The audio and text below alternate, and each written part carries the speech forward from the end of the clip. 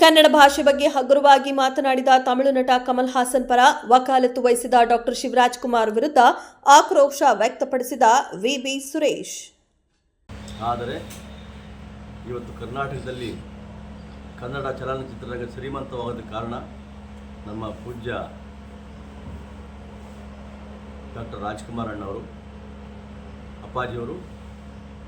ಅವರು ಕನ್ನಡನೇ ಉಸಿರು, ಕನ್ನಡನೇ ಹಸಿರು ಅಂತೇಳಿ ಈ ಕನ್ನಡದ ರಕ್ತ ಕಣಕಣದಲ್ಲಿ ಒಬ್ಬ ಕರ್ನಾಟಕದ 6 ಕೋಟಿ ಹೃದಯದಲ್ಲಿ ಮರೆತ ಆರಾಧ್ಯ ದೇವರಾಗಿರ್ತಕ್ಕಂಥವ್ರು ಡಾಕ್ಟರ್ ರಾಜ್ಕುಮಾರ್ ಅಣ್ಣವರು. ಅವರು ಮನಸ್ಸು ಮಾಡಿದರೆ ತಮಿಳಿನಲ್ಲಿ ಅವತ್ತೇ ಬೇಕಾದ ಸಿನಿಮಾ ಮಾಡ್ಬೋದಾಯಿತು.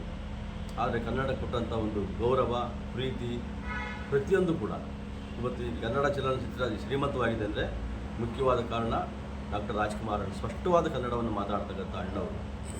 ಅಂಥವರ ಮಗನಾದ ನೀವು ಕಮಲಾಸನ್ ಬಗ್ಗೆ ನಿಮಗೆ ಏನೇ ಒಡನಾಟ ಸಂಬಂಧ ಇರಲಿ, ಆದರೆ ಜನ್ಮ ಕೊಟ್ಟ ತಾಯಿ ಎಷ್ಟು, ಅದೇ ರೀತಿ ಭಾಷೆ ಕಲಿಸಿದಂಥ ತಾಯಿನೂ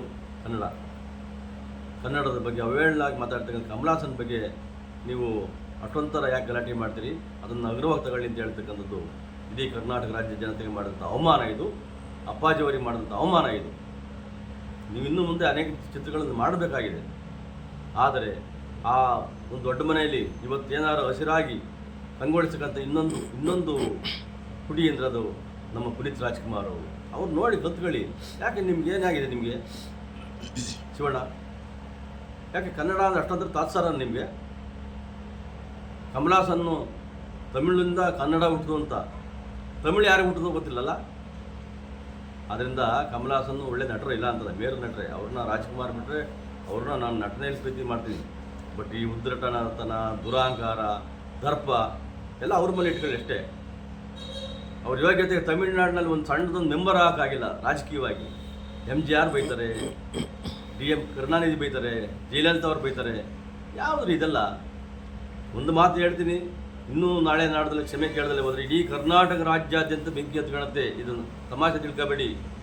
ಯಾವುದೇ ಕಾರಣಕ್ಕೂ ಪ್ರತಿಯೊಬ್ಬ ಕನ್ನಡಿಗನ ಮನಸ್ಸಲ್ಲಿ ಕುದೀತಾ ಇದೆ. ಸುಮ್ಮನೆ ಇದ್ದಾರೆ, ಏನೂ ಆಗ್ಬೋದು ಅಂತ. ಭಾಳ ತಾಳ್ಮೆ ಇರ್ತಕ್ಕಂಥವ್ರು ಕನ್ನಡಿಗರ ಬಗ್ಗೆ. ಅಣ್ಣವರು ಮಾತಾಡಿದ್ರೆ ಗೊತ್ತಾ, ಮಯೂರ ಪಿಕ್ಚರಲ್ಲಿ ಆ ಥರ ಆಗಬಾರ್ದು, ಅದನ್ನ ನಾವು ಕದಂಬರು ಅಂತಕ್ಕಂಥ ಮಾತನ್ನ ಅಣ್ಣರು ಅವತ್ತೇ ಹೇಳಿದ್ದಾರೆ. ಆದ್ದರಿಂದ ಇನ್ನು ಮುಂದಾದರೂ ನೀವು ಕಮಲಾಸನ್ ಜೊತೆ ಭಾಳ ಒಡನಾಟ ಇದೆ, ಅವ್ರಿಗೆ ಕ್ಷಮೆ ಕೇಳಿ ಇನ್ನು ಮುಂದಾದರೂ ಭಾಳ ಔದಾರ್ಯವಾಗಿ ನಡ್ಕೊಳ್ತಕ್ಕಂಥ ಒಂದು ನಡಿಗೆಯನ್ನು ಕಲಿಸಿ ಅಂತ ಹೇಳಿ ನಾನು ಇವತ್ತು ನಿಮ್ಮ ಮೂಲಕ ಹೇಳೋಕ್ಕೆ ಇಷ್ಟಪಡ್ತೇನೆ.